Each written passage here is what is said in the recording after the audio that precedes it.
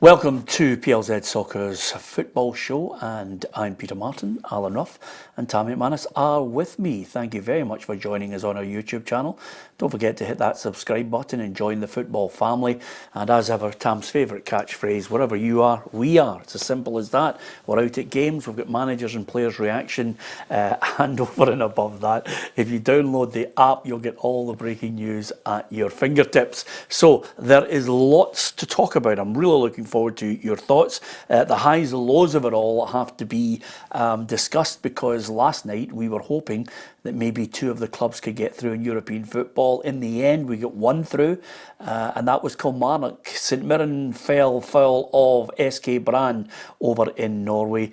It ended up 3-1, 4-2 on aggregate. This is what Stephen Robinson had to say at that defeat. Our defending was poor for the goals. We have to be honest with that. They punished us, but we have to defend better whatever level we're playing at. We've had a taste of that now, and we want more of it. We've enjoyed it. We've enjoyed the experience. Absolutely gutted for St Mirren, but in the end there was always that sense, always that feeling that they had that little extra bit of quality. Yeah, but I thought I won each. I thought they would maybe hang on for the last 10 minutes and then end can happen in extra time, but that wasn't to be. They were pressing for it, but no, I think the players will be enjoyed the experience of being there, but the disappointment, we'll have to wait and see how that pans out if the players can pick them up and take themselves on for the rest of the season.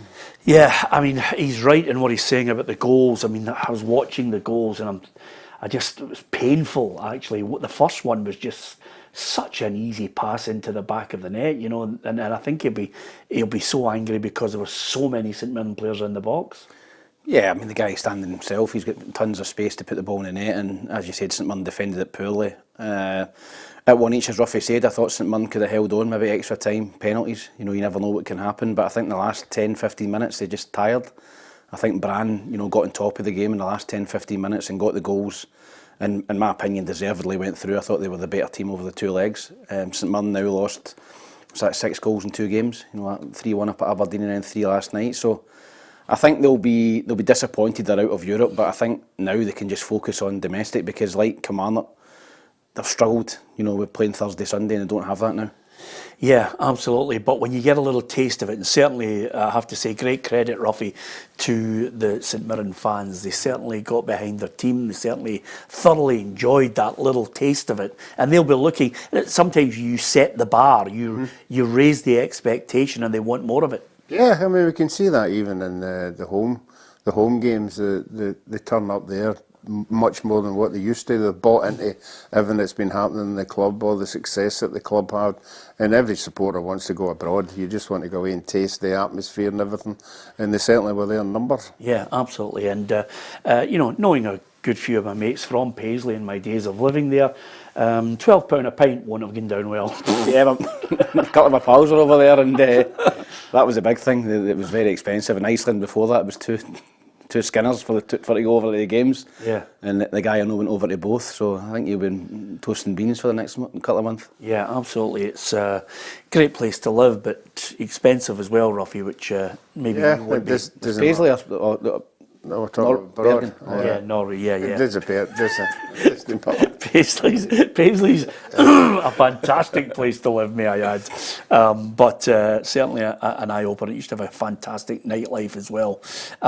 Anyway, I digress. How we managed to get on to Paisley nightlife, I'll never know. If there was the low of Paisley, there's the high of Kilmarnock, and they're through. 1-0 against Tromso.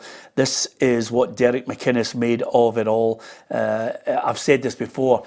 They thought they'd 1 foot in the next round. I don't think they were disrespectful, but I could sense that they thought the job was done at Rugby Park last week and they just needed to turn up. Thankfully, we turned up and made a result for us, and that is absolutely magnificent, because that's what you're looking for. Joe Wright's goal, obviously suggestion of a wee bit of an own goal in it, but who cares? It's in. No, and once it went in, I thought they defended particularly well. I thought the 2 wide guys, that was wee Armstrong and Kennedy. They hadn't been playing in the games before leading up to. They were the outlet. They were there No, whenever you get possession of the ball, give it to them, let them take it up the park, kill some time.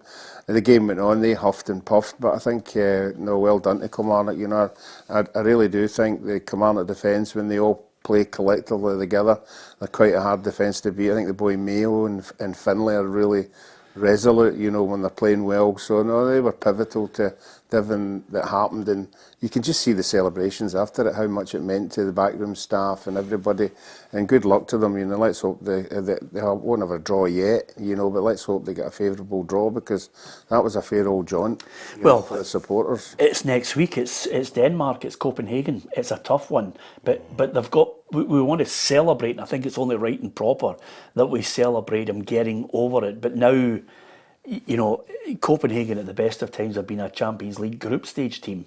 Yeah, I mean, that'll be a very, very hard game for Kilmarnock. But, you know, they'll be happy to get into the playoff round. They're one tie away from getting into the group stages, Peter, and you never know over two legs what can happen. FC Copenhagen are overwhelming favourites, but, you know, I didn't think Kilmarnock would get through this tie, and they've done that. Joe Wright had an absolute shocker at the weekend. You know, gave away a goal, you know, sent off, and then scores a winner last night and keeps a clean sheet. It's that just shows you the ups and downs of being a footballer in basically 4 or 5 days. Yeah, absolutely.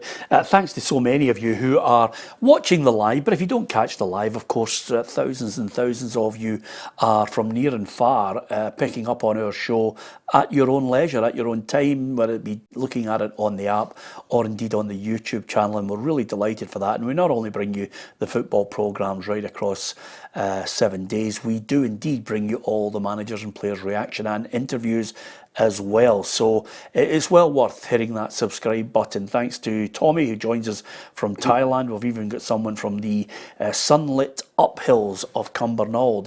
That just worries me, because you're the only one with a house on a hill in Cumbernauld, and he's clearly realising you're here in the studio.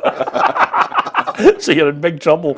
And here's a great one from James Wright, who sent us a message and said, Peter, can you ask Ruffy what was going on with the Tromso keeper coming out to the halfway line? Was that arrogance or tactical? I was done it the first leg as well, Peter. Well, I was going to say, James said, I was hoping that one of the Killie players would lob the ball, because that's always the fear. Well, that happened. Was it David Marshall? Yeah, David Marshall. When your team is pushing up, you know, with the goalkeeper pushing up as well. Yeah, it's not the first time we've seen somebody with the insight, you know, to see him off his line and having a shot for the halfway line, but you've got to have the ability to do that. I mean, Charlie did it, didn't he? Charlie Adam? Oh, Charlie used to do it. Courtois for Chelsea, Stoke. Yeah, they used to do it. I mean, there's a lot of players have it in their makeup that they know, they just have a wee look to see where you are. I mean, in my day, it used to be Andy Ritchie. Yeah, he was fantastic. And he used to just have a shot for the halfway line.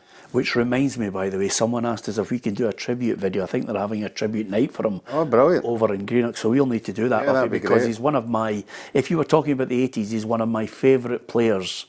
If I was listing my top 20, he's in it. He's just a genius, wasn't he? Yeah, I think anybody who's in that era who saw Andy playing knew that he was so far ahead of his time, you know, technically gifted. Yeah. Could do it outside of the foot, whatever, you know, but way ahead of his time. Obviously, his what would you say? His body didn't go. His ability. Well, let's not knock it. I modelled my entire game on him. A lack of movement. But the other thing I was going to say to you is, lots of people have mentioned to us, you know, about. Great for Kelly getting through this. So it's absolutely fantastic.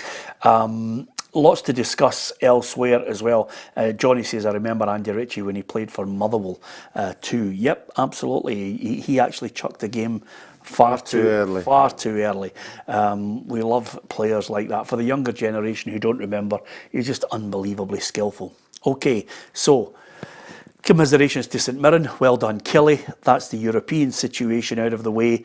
Lots of things to discuss as far as the Premier Sports Cup this weekend, but a few things that I want to get your thoughts on. First of all, Old Firm ban on away supporters. Celtic will not supply any tickets to away fans for the Old Firm derby on September 1st. That's amid fears that Ibrox will not be ready for the corresponding fixture at Ibrox. And so it continues.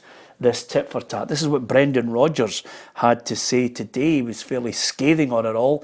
The blast starts with, the club's job is to protect the support, and if there's not the guarantee, if that's not the guarantee, then come the second fixture, then I think it's only logical that you wouldn't reciprocate. Celtic have played their part in what they have been asked to do.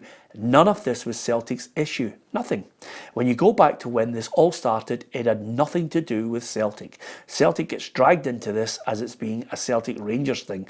It's not a Celtic-Rangers thing. This is a Rangers thing.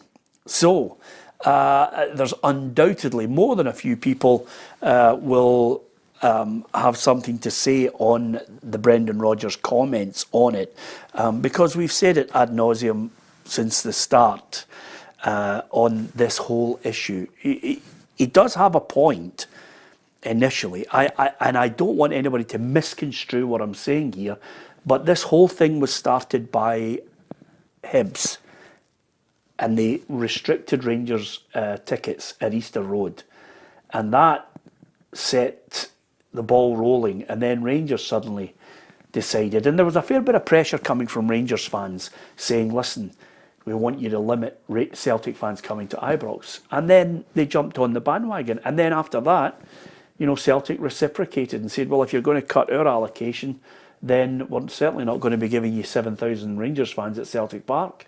And there we go, the whole bandwagon starts again.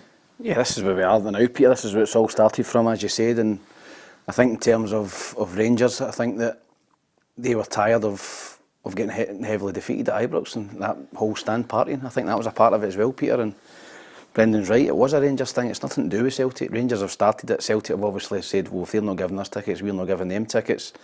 I think in terms of the here and now, in terms of Ibrox maybe not being ready for the home game, and when's it? Just January. January. I think Celtic within their rights to say, if we need guarantees. If there's no guarantees, it's going to be ready. Then you're not going to get any tickets for Parkhead. So I don't think Celtic are in the wrong here. I think Brendan's maybe took it a little bit extreme there, but I think that he is right. It has always been a Rangers thing. But I think this particular one is a safety thing, is it not? Yeah, absolutely. I think Rangers and Celtic got into an agreement a way back that they would put in safety precautions for both sets of fans when they go to either stadium.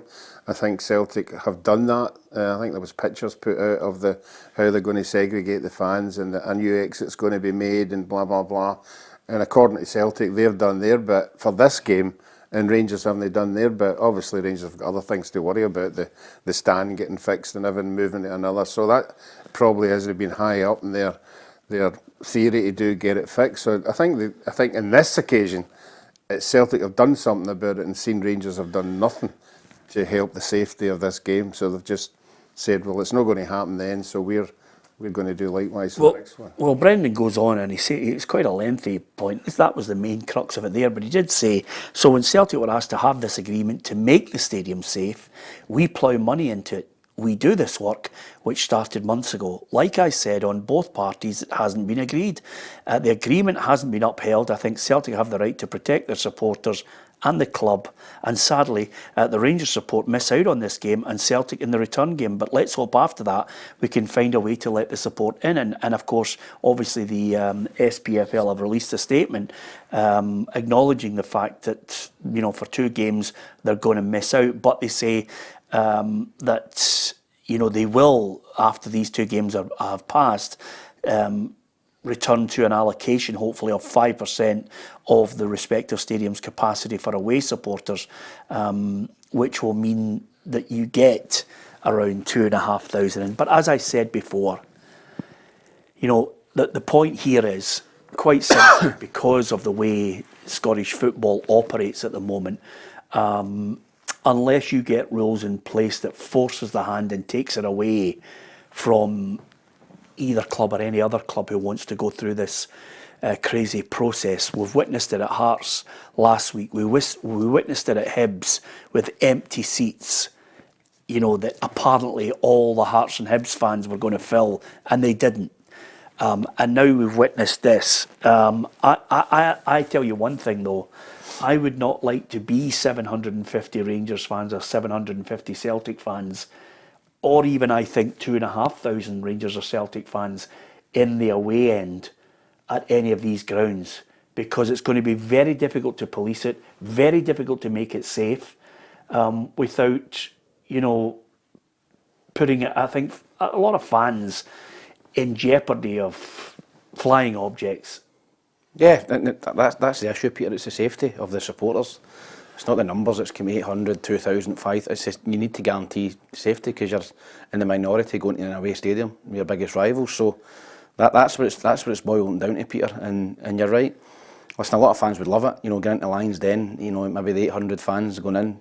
But a scramble for tickets. A lot of supporters would want to go, but a lot would be worried about going and worried about safety, worried about things getting thrown, worried about, you know, the aftermath of the game if their team lost. So let's hope, obviously in the next couple of games it's not going to happen, but let's hope after that they can get their heads together and get the full allocation back eventually. As Peter said, it needs the authorities to step in here and show some bit of saying, right, this is... Ruffy, do you remember what I said to you at the start? I said to you at the start when they stopped the fans going, I said to you, watch what happens. I said to you over a year ago on this programme, I said, watch what happens.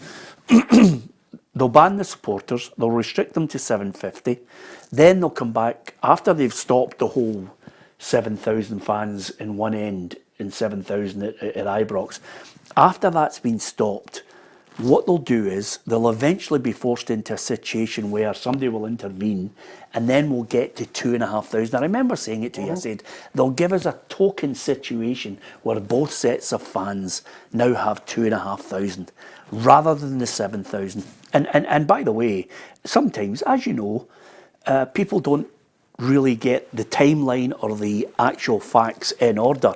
And Tam says here, I love how they always ignore the truth when it comes to Rangers. We sold more season tickets, 4,000 to be exact, and they sit in that stand. Listen, Tam, we're not debating that they sit in that stand. It's the timeline of when they were actually banned from selling that full end to Celtic. Yeah, because obviously they made a decision to go to let their own fans sit in that area rather than Celtic fans still getting the same money. But that was the start. That was the start of the tit for tat where Celtic went, well, we're not getting away support. You're not getting at a Parkhead. So that's where it started from. Yes, it's fine. It's okay now that they're in. They're sitting there now. But it was a decision to ban Celtic fans, which led to that decision for that to be Rangers supporters in that stand. Yeah, absolutely. I would love to see it returned.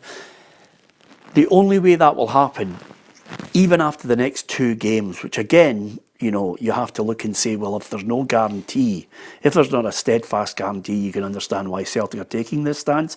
But after that, once Rangers eventually get the stand in order, I think they will quickly find out, Ruffy, that 2,500 is even more difficult to police by trying to section off a proportion of the stand. Yeah, well, they're talking about putting a big net up, aren't they?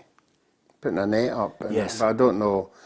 And then you have to move sets of fans back a bit. So I don't know how many seats you're losing in doing that. But I mean, to get away from that's in the stadium. It's outside the stadium. Most of the trouble is. Yeah. You know, coming in and leaving. You know, so I don't know how you police that. I don't know how you make that better. I would be interested to know the fans' theory of, are they happy getting into their own stadium and not getting to a away game, no getting to the away? Are they quite happy to give that up and not being allowed to go to the Rangers or the Celtic away games? Yeah, so you say, you know, what would you prefer? Are you quite happy to get a ticket for your home game and not get to an away game? What about you, Tom? I think the away support want to go to Ibrox, want to go to Parkhead, you know, want to go into the Lions Den and see their team winning. So I'm not so sure. I think, you know, getting that full away support back at Rangers and Celtics, it would be huge for the game. I think the supporters would want it as well. Can't we go back into that stupid voting system that we have in our country? On a WhatsApp group? No. They say, the SPFL, SFA, whoever say, right, let's all get together. We're going to make a rule out here, you've got to give 10%. Well, this is and let's vote on it. Listen. And is it still got to be 11-1? Yeah. Yeah. Yeah, absolutely. And I think actually I did read one of the comments there that said they should be forced to go 10%. I think he's right. I think it's right. I mean, we've got lots of people who are Rangers and Celtic fans on our feed as well, and lots of people who watch the programme who've got an opinion on it. We value them all. There's quite simply a situation here which is not ideal. I think a lot of fans are missing out on it. I don't know about you, but I just thought it made it uniquely one of the best atmospheres. It's one of the top derbies in the world.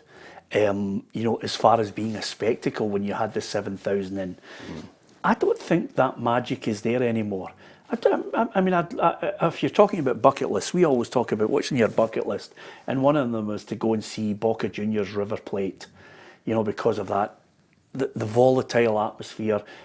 I don't even know what the standard of football is going to be like, but right now, we haven't really witnessed what I would call some of the classic Old Firm games with a top drawer standard. Do you know what I mean? It's not a great fixture because of the wonderful football. Yeah, it's the atmosphere and the in the game, and it's 100 mile an hour and the drama, because these have got so much on them, because until the last 10 years have been usually title deciders. It's usually been tight in terms of both teams going for the league. But honestly, I think that getting that full stand back is huge.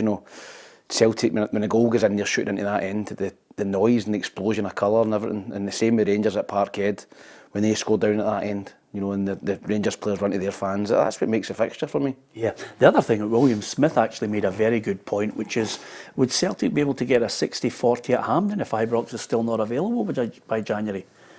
Well, who would set the rule for that? Well, you would need to come out and say, look, this is of course on the basis that right now I think many Rangers fans believe that when the construction work is finished, they'll be back in by what, November? Nobody knows, Peter. Nobody knows the pace of how the work's going. I see videos all the time, and they look as if they're working away, and they're making progress, but you don't know how far away they are from getting that completed. So yeah, I think they'll definitely be in by January, and I think November might be a push. I think round about Christmas time, I think December maybe they'll get them back in. Yeah. Rangers will want them back in for the festive fixtures. And I'm not going to criticise builders, Tam, because as you know, sometimes people say to me, you got horror stories with builders, but I'm not going to criticise them because our builders come in here, Ruffy, built the studios in double jig time, and they were absolutely magnificent, and all 17 of them were all Rangers fans.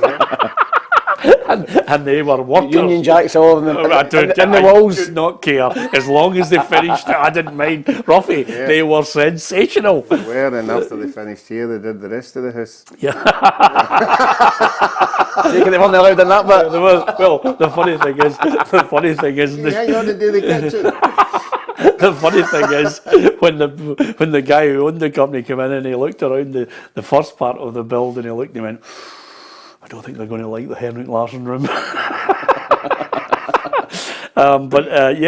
Listen, we'll wait and see how it all pans out. There is a blue room as well. There is a blue room, yeah. Barry Ferguson room. Whatever happened to Baz?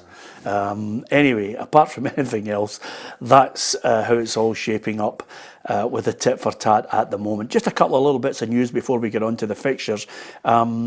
Celtic apparently knocking back $21.5 million bid for Matt O'Reilly. Again, another bid knocked back, the fifth apparently from Atalanta. Yeah, they don't seem to want to let it go. I'm surprised there's not an English team, fancy him, because he has got a pedigree now, playing that great year with Celtic, just on the fringe of the Denmark national side. Can I be a cynic, Ruffy? The money is nothing to them. 21. Ruffy, look at the date. It's the 16th of August. It's the last week. Honestly, I could write the script on this. If he moves next week, I'll be gobsmacked. He's going in the last week. Well, depend. I think Celtic are wanting at least 25 million for him. It looks as if they're wanting 25 million, and I think they started at 10 and they've worked up to 21.5. So there's time for them to get to that 25. These teams like Atlanta, the last week. These teams like Atlanta are selling players for 75 million. No, there's one deal that they're waiting on to get through. Some of them, that's the bracket that the Spanish and the Italian teams seem to be working in now, so why shouldn't they? Yeah. They hold it, whether you get it or not is a different matter. Absolutely. But wouldn't they like to be the player? Why? just sitting there wondering what's happening. Well, he's in a good position because quite simply he can stay at Celtic if he wants. I don't think he's in any rush. I think if Atlanta's obviously a big club, but I think he'd be rushed to go to Atalanta in Italy. I think he'd be Done well. They were in the done well. Listen, but I think if some of the other clubs they were talking about Liverpool and Chelsea and teams like that, I think then he would be itching. You know, obviously from down south. So what will be. But I think that I don't see him. You're quite happy to get you 100,000 a week. No, I'm quite happy here. Just let me hang about. He knows there's other. He knows. Listen, he's anything well can paid at happen to Celtic. you. You know. Anything can happen to a player. You know, it's injuries and loss of form, and anything can happen. Listen, he's still in a job. You've got to do your job. You're getting paid for it every week. Oh, he's very professional in everything he's done. He looks as if he's handling his other. I mean, there has been other players through the year of just down tools. Big Bobo Baldy sat in the stand. 28 grand a week. I'll just have, where's my seat? I'll just sit up here for a year. I think there's a plaque there now. I see you dropped in a wee Doris Day there. What was that? A wee Doris Day song. What will be, will be. You know, well done, Tom. Okay, Sarah. Miofsky, it could go up to 9 million for Aberdeen with add-ons, but he's away. Girona. Brilliant deal for him. We'll hear from Jimmy Tilleen shortly. Also, Hibs, another bid for McCowan. You said 750. They're looking for $1 million. Yeah. That's what I've heard from a good source. I think they're looking for £1 million. What from Luke? Not from Luke. Listen, I think he's got a contract at the end of the season. I think that's unbelievable money for Hibs to pay.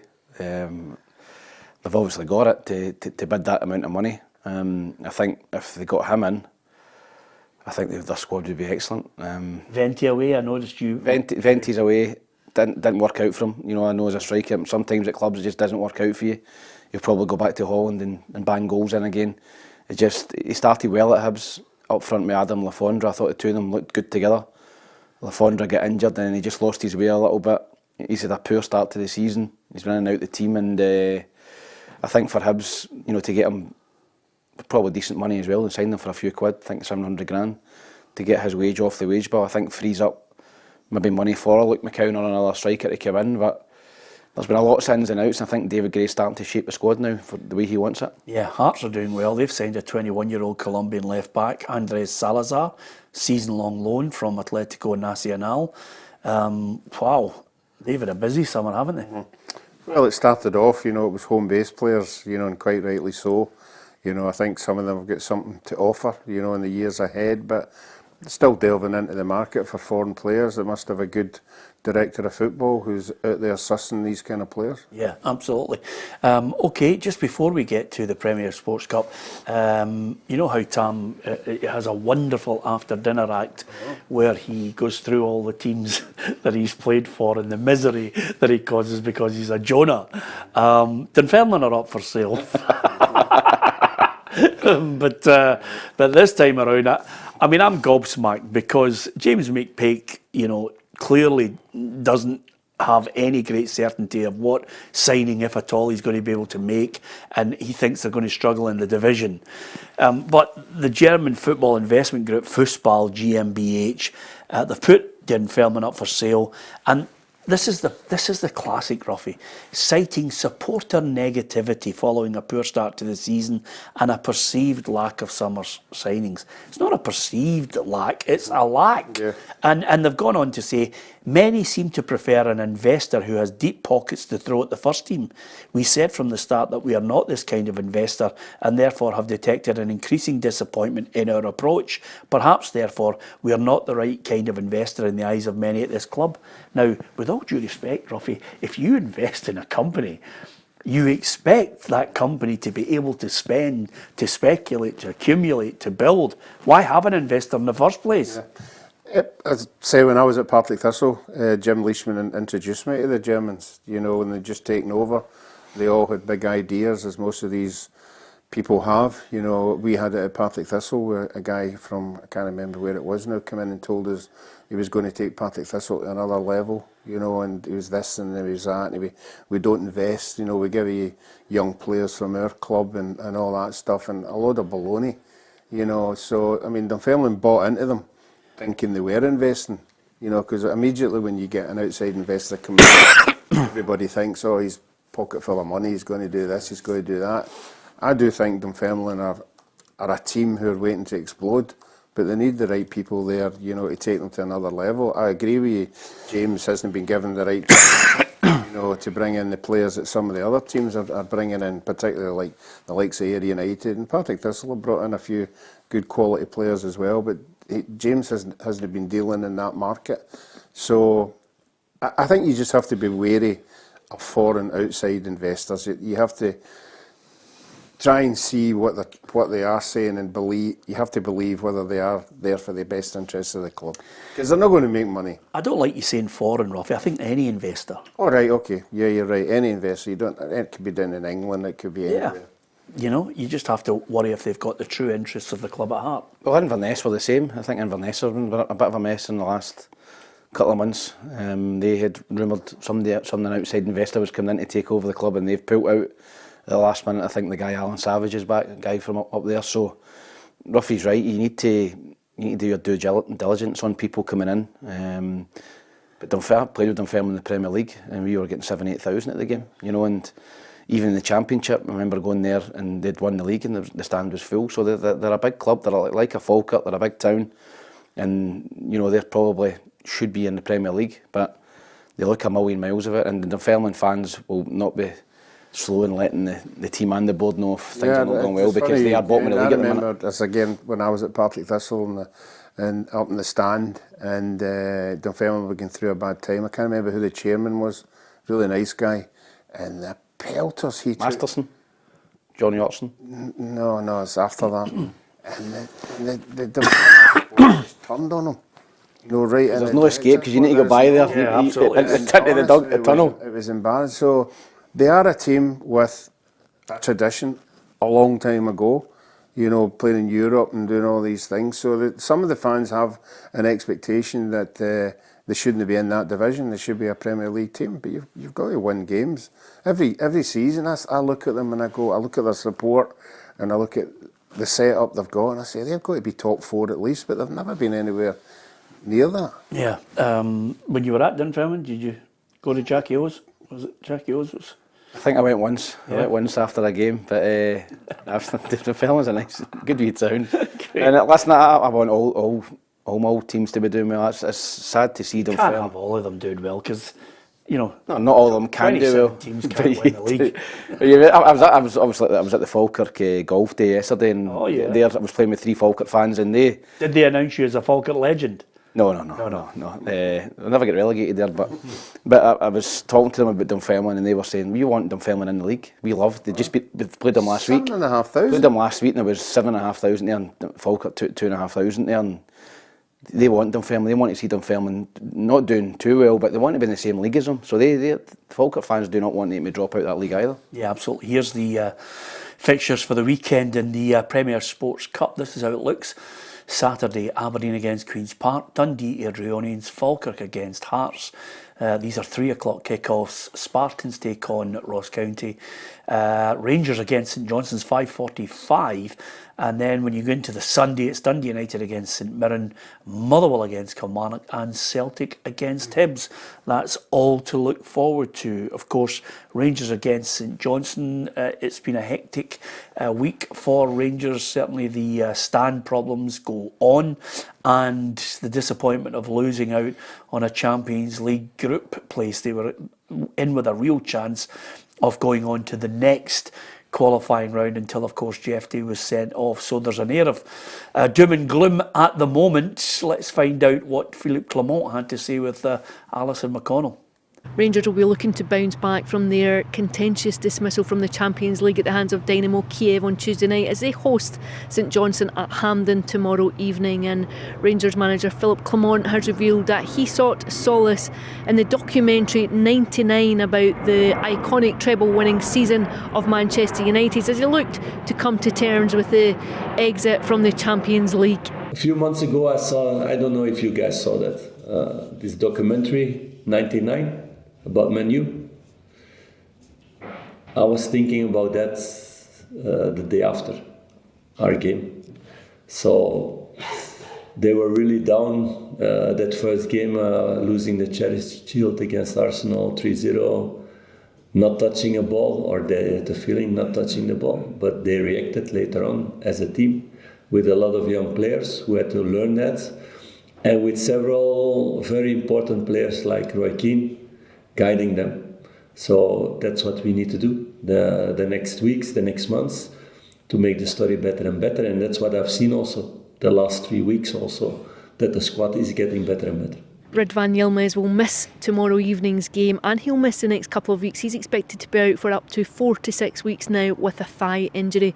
And of course, a headache for Philippe Clement is that the challenge of bringing in players is complicated now by offloading some who have been at the club but who don't have a long-term future with Rangers. Yes, that's the case, and some of them know it already really long time, and they're still in the building, so that makes things more difficult. But it is what it is. I cannot put a gun on their head to get them out of the building. That's also not the idea. Yeah, I'm not sure where Philippe Clement was going with that, with regards to the inspiration of Manchester United in '99, because I know Alan Hansen get found out by saying you're not going to win anything with kids, but I don't think he's got enough kids coming through for Rangers to win a treble, never mind a single. No, I think he's trying to identify a positive moment in football, and hope that the players can buy into it, if that's what he's telling them before they go out onto the park. Some managers have different ways of motivating players, but if the players buy into it, at the end of the day, it's what happens on the park. They really have to beat St Johnstone comfortably. I think the Rangers supporters showed, they don't like Hampden, whatever crowd was there in midweek. It'll be interesting tomorrow night what kind of crowd turns up to see St Johnstone. They're not one of the biggest sides, but I think he needs a performance, and I think he needs a comfortable win, 3-0, 4-0, to get the supporters back on board again. Yeah, if anything, Yilmaz is a blow. You wonder if he's going to have any kind of leeway to get a replacement there.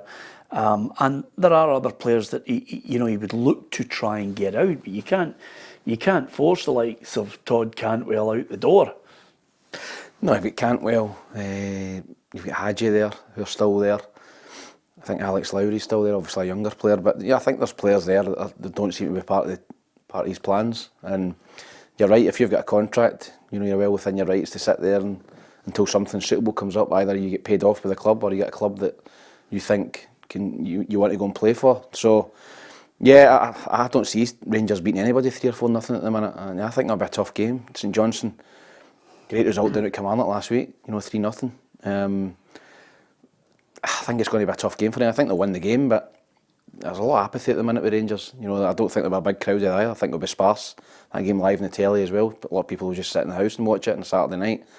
And I think it'll be a real... Rangers will need to motivate themselves rather than the fans motivating the team. What's your scoreline? I think they won it narrowly, Peter, 2-1. I'm 3-0. I'm going to go 2-0. I mean, listen, I'll go 2-0 on the basis that I think they have to put on a show and show those signs of what the manager's saying. But, the proof is in the pudding right now. I think a lot of Rangers fans they're still feeling the pain, Ruffy, of the injustice of the red card, which kind of sent that game in a different direction. And financially, I think the board will be feeling that pain now. Well, I think Clement's already come out there, the disappointment, not qualifying.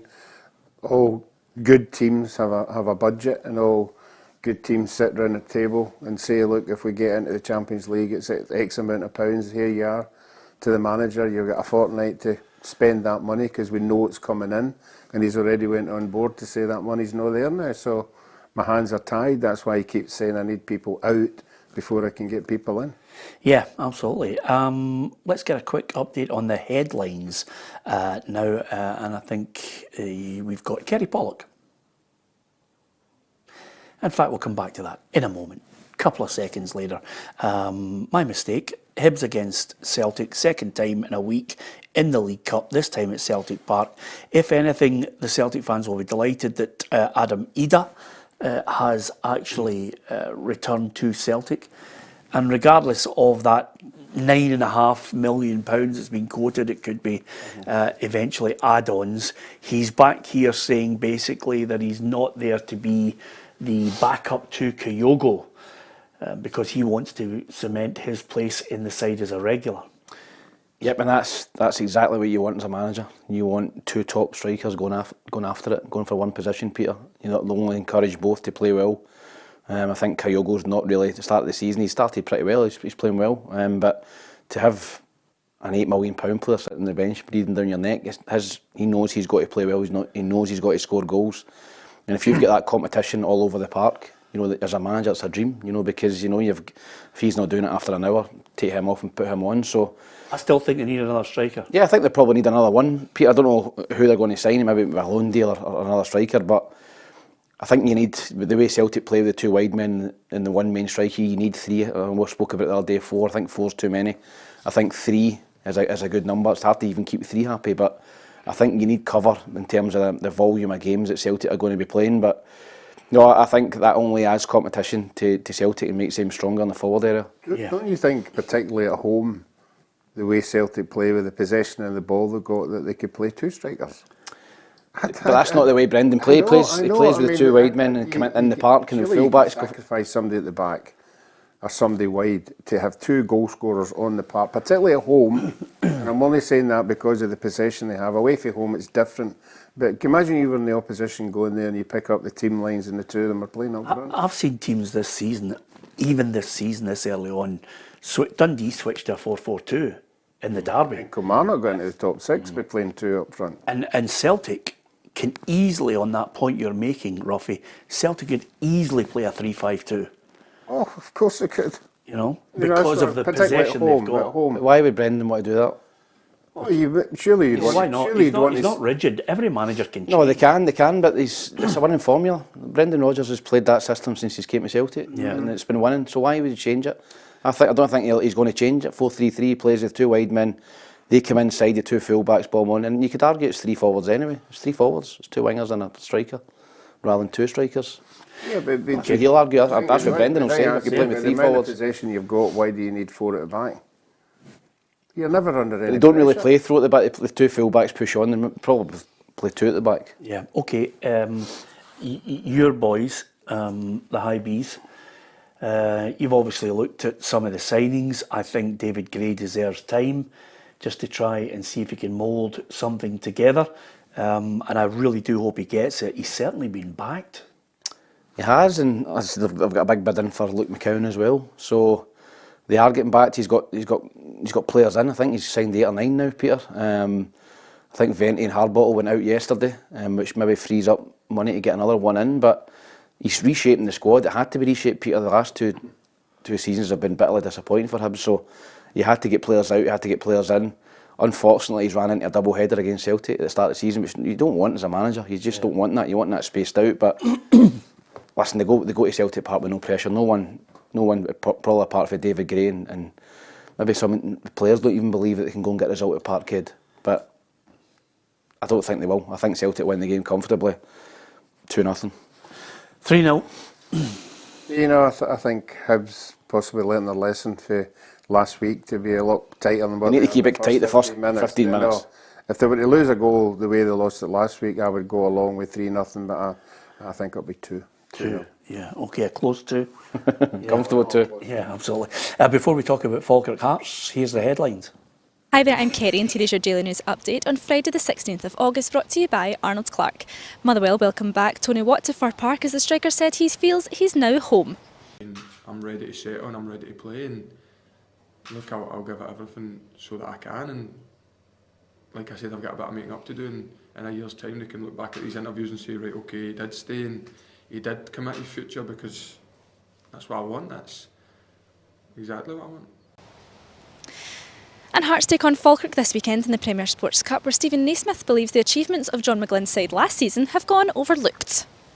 It's another one of those moments in Scottish football that he gets a bit of credit for, but probably not enough. And I think in years to come, people will look back and see how good an achievement it was. As the transfer window remains open until the end of the month, Dundee United welcome 20-year-old Lucas Stevenson from Liverpool.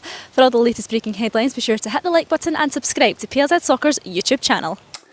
Yeah, a quick look at some of the headlines coming in. We'll discuss them in greater detail as the programme goes on. Thanks to so many of you for your points on some of the issues surrounding Scottish football. We'd like to read out a few of them. And also, we like to just mention where you're calling in from when you're posting your message. So always good to get your support. Don't forget, hit that subscribe button on our YouTube channel as we grow bigger and better and bring you even more content throughout the week. More than any other channel in Scottish football, whether it be a newspaper or a broadcaster, we're there bringing you those regular programmes supporting Scottish football. And of course, there's your feed of English, European and world football if you download the app. Falkirk against Hearts. One of the features we've got with the CEO of Falkirk, Jamie Swinney, who caught up with our reporter Patrick Mullen. You can see that on our YouTube channel in greater detail, where Jamie gives him a little tour of the Falkirk Stadium and their hopes for the future. And he also quickly, Patrick, asked him about that big game against the Jambos. This weekend, a huge game against Harden Midlothian here at Falkirk Stadium. Could you make a little cup run this season? Yeah, absolutely. I think Hearts will go favourites. Understandable, they're a good side, big club. Rightfully, over the last few years, have been the third biggest club in Scotland, and it'll be a real tough game for us. But in my lifetime, I've seen us beat Hearts 3 times in cup competitions, including the famous 4-0 victory at Brockville. So I've seen it happen 3 times. I'd like to see it happen for a 4th. And I think on our day, we'll give them a really good game. I'm convinced that we'll be very competitive. I think it'll be a great game of football, cracking atmosphere. And for me, without doubt, the pick of the ties in terms of the round, it's a tie of the round, and we'd love to be in the quarterfinals. Yeah, absolutely. That's from a Falkirk perspective. It certainly is the tie of the round. And if you're a real football fan, that's where you'll be heading, Ruffy. If you're someone who wants to follow Scottish football right across the board, that's where you go. Where are you off to? Absolutely, I'll be there. Don't worry about it. You go to that? Yeah, absolutely. Great. I think that could be a shock. I think that could be one of the ones. I think Hearts could get a result. Yeah.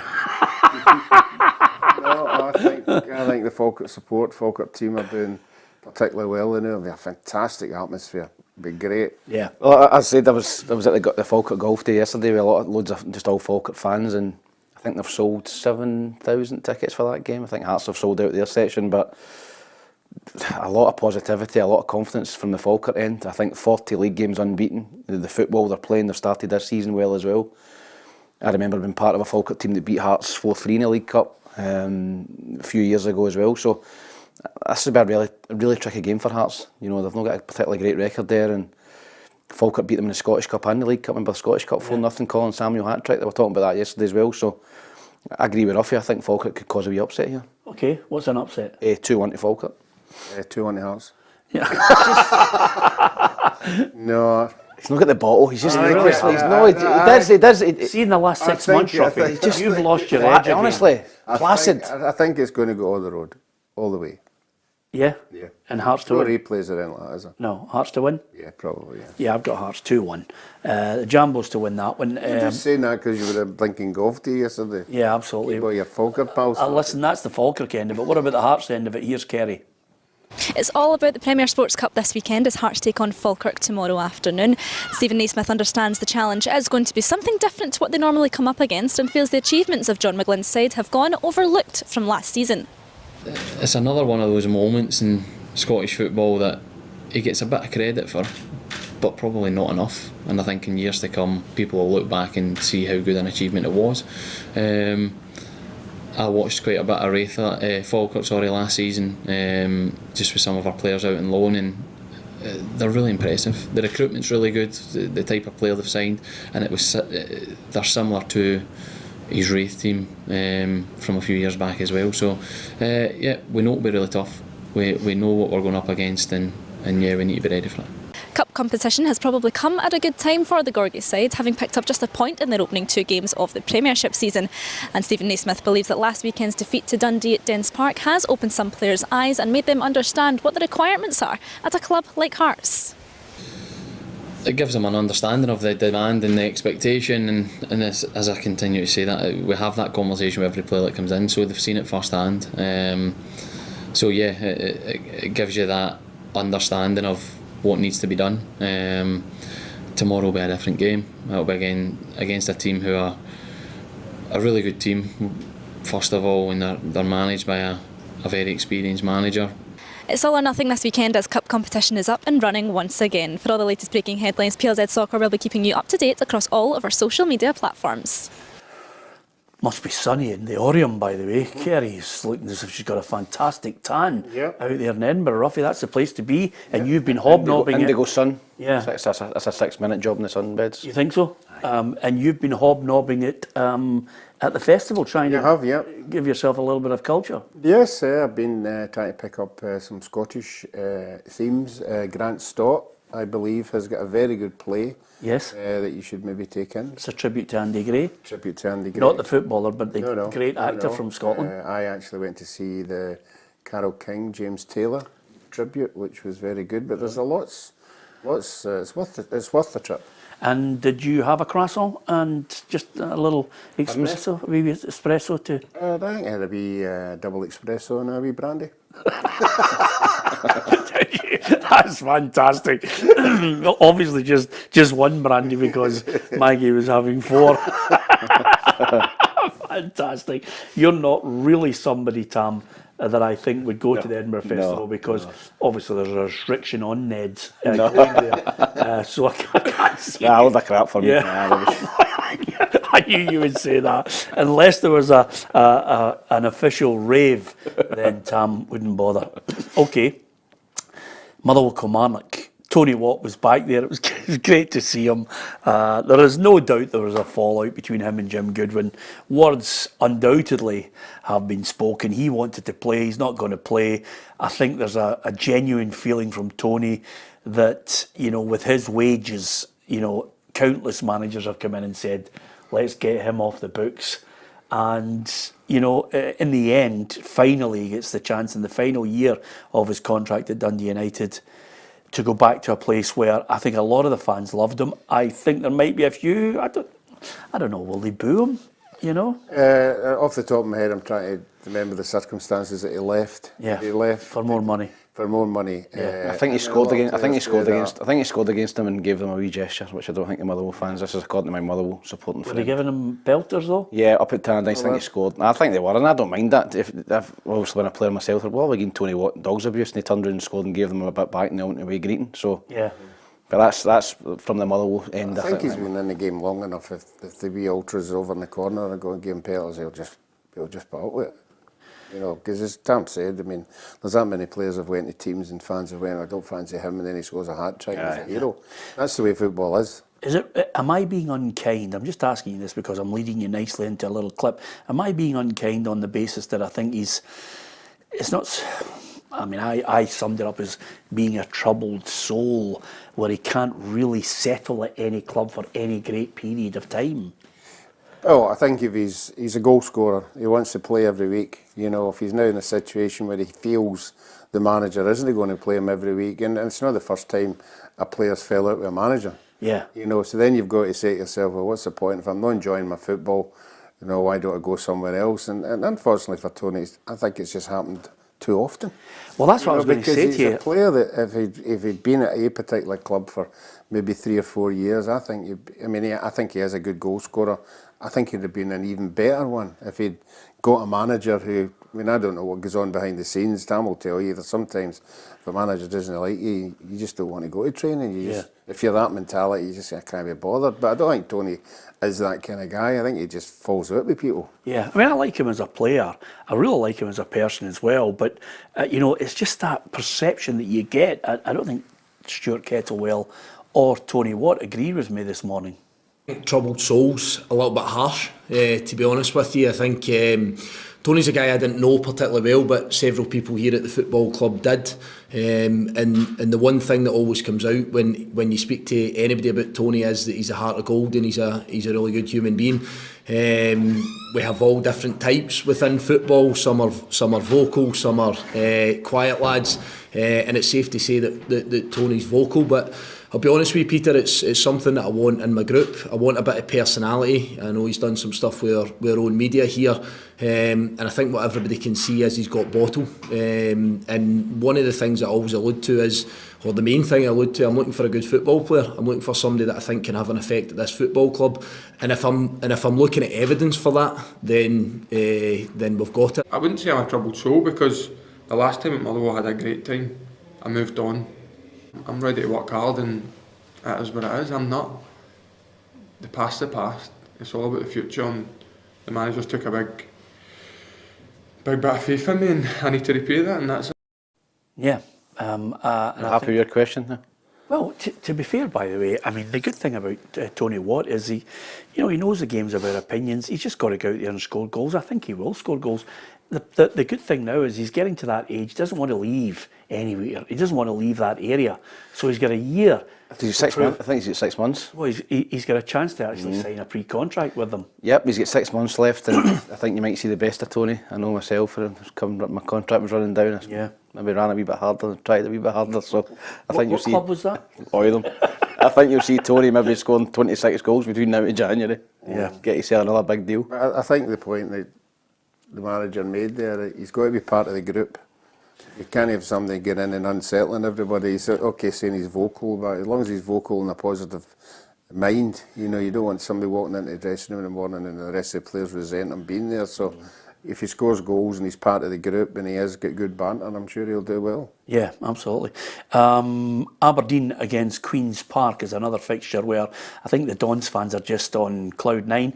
Disappointed, undoubtedly, a number of them will be that finally the move for Miovski has gone through, but they've got a lot of money and they will go into that transfer market. But there was nobody in the fans last week booing him. They were clapping him and thanking him for the 44 goals that he scored. And even the manager, Jimmy Tilleen, paid tribute to him today. I think it was a good ending. He was professional all the way he was here. Always full ending on the training sessions. Also, we have some discussion before. I think that was the first cup game I remember now. Then he didn't play, but it was fair. And then he played some games, but also full concentration in the locker room, in the dressing room, and with all the players. So he's a really professional player, and we wish him all luck for the future. He deserves it. Yeah, absolutely, and thanks for the 7 million, which I think they will bank nicely and hopefully get, one or two players in as well. But that's certainly a good start from him, and I don't see any problems with Queen's Park. No, I think if it had been Queen's Park at home, they might have been a wee bit tighter, but I think everything's going in the right direction for Aberdeen just now. The supporters are buying into everything that they're giving them, and obviously that's wins. I think it'll be a great atmosphere. I think it'll be the Aberdeen supporters will turn out in numbers. Yeah. And I think they will win it quite comfortably. 4-0? No, I'll go for 3. Yeah. If I say a number, are you just going one below it today? He never does a big score, doesn't he, Ruffy? He's too scared to upset people. Doesn't he go for 4-0 or 5-0? It's always 2 or 3. To try and get it Why right. upset people? Yeah. Try and get it right. No. There's no point in being sensational. Why? You've gone soft as well, Yes. by the way. You've gone soft. See, in the last... When he first started at Real Radio, would have went 5-0, wouldn't he? When he was trying to make his way in the media game. That's now he's rich and just doesn't want to do it. That's because he was surrounded by lunatics. that was the norm. When he joined me for the first time, I only interviewed him as a Ruffy the Legend, but when he joined me, he said, "Were you ever worried about Real Radio when you were working at Radio Clyde?" And I just said, "We never gave you a second thought." It's bad, isn't it? But I wonder whatever happened to Real Radio. And Clyde's still going. Anyway, Dundee against Airdrie, your old club. Give us a prediction. 4-2 to Dundee. Yeah, 2-0 Dundee. 5-0 Dundee. Well done, Ruffy. That's good, son. Well done, absolutely. I'll tell you where I think there could be a wee shock here, and I know you're going to look at me and think, really? Spartans. 1-0 against Ross County. Spartans to win? Yeah. What do you think? 3-0 Ross County. Yeah. Ruffy? Yeah, Ross County. Yeah, okay. Dundee United against St Mirren, that could be a cracker as well. If we're looking at games that have got... heavy legs for St Mirren. Yeah, absolutely. That's what I was thinking. Dundee United might just fancy it. Yeah, I fancy Dundee United in that. I think St Mirren... 2-1? Yeah, I think I'll go for 2-1 as well. I think they'll narrowly nick that. 2-1. Yeah. Did we get a prediction from you from Motherwell Kilmarnock, Ruffy? No, we didn't. Not too sure about Motherwell yet. Yeah. Kilmarnock on a high. I think Kilmarnock will just edge that. Yeah, 1-0 Killie. Yeah. Yep. 1-0 to Killie. Okay. Yeah, I think they'll be heavy-legged on that one. I'm going to go Motherwell to win it 2-1. Yeah. And of course, we're given the score on Celtic. And also, George Robertson, I'm going to finish with this one on the Scottish games. George Robertson says, Peter, ask the High B Tam what the Celtic Hib score will be. Can you ask him how long he thinks David Gray will get? I think it'll be 2-0 to Celtic, and I think David Gray will get at least the season. The season? Oh, I'll get the season. I think they've just signed another 9 players. I think that once he gets these 2 games out the way, you know, Celtic back to back, I think if you look at the run of fixtures after that, there's games that you should be winning. So I think maybe judge him after Saturday. Okay, don't forget, we've got lots of features on the programme. We try and bring you as much news as possible. Kerry is out there with Alison and Patrick, and of course Patrick and Blair are out covering the Man United Fulham game for us. I was seeing that today, another jolly for they two. They're just strolling about, picking the best games available. It's not a jolly, I have to tell you. They're working, are they? The last person that said the last person that said it was a jolly was banished to England, I think. So let's not be saying it's a jolly. Wasn't that jolly in Germany? Yeah, or Dubai. Anyway, the return of the English Premier League. Yes. Really looking forward to it. I think United, I don't think they'll be anywhere. I don't think they'll get in the top 4. I don't think they'll win the league, but I think they'll beat Fulham. Oh, I think they'll beat Fulham. They've got to beat Fulham. I think the supporters are getting into another season with high hopes, but you're right, and we're saying they bought 4 or 5 players, not of the quality they used to get, but I think they'll be, I maybe agree with you, top 6. Yeah, okay. I don't think Arsenal will win the league unless they go and sign a top drawer striker. Yep, I think that's the only thing they're lacking, Arsenal. I think that everything else about their team is top drawer, but they need a striker. I don't think Jesus is the man. Yeah, absolutely. And the only thing I would say, and I'm absolutely gutted to say it, I do not think that Liverpool will win the league. I just can't believe they haven't signed anybody. I'm a little bit worried about my English team, Liverpool. I don't think they'll win the league. I can't see anybody stopping Man City, Rafi. Is that fair? Yep, I think you're perfect. Man City for me again, yep. Yeah, and of course we'll find out in the next 3 to 4 weeks, because as ever in England, the let's sack the manager tends to happen quicker than anywhere else in the world. So if the Ange Postecoglou loving continues, he's got to start well, Ruffy. Who have they got in the first game? They've got Leicester away. Yeah. Yeah, no, I think the style of football is enjoyable, but it does need to win games. It's bottom line. Signed this big striker, Solanke. A lot of money, 50 million or something. Yeah, and he's not worth it. Ange Bolt. Okay, we'll find out. You can give us your view on who you think is going to win the English Premier League as well. We cover Scottish football, we cover all the issues. We've got the journals, we've got the women's football show, and of course in the Premiership we've always got the Scottish Premiership preview with Kerry, Ruffy and Tam, as well as Straight Talk will return in the next couple of weeks with one-to-one interviews with interesting people. And also, if you want the managers, the players' reaction, previews, the lot, we've got it, and we'll be covering European football this season as well. It's PLZ Soccer. Hit the subscribe button if you can. From Ruffy, from Tam and from myself, Peter Martin, thank you for watching and listening.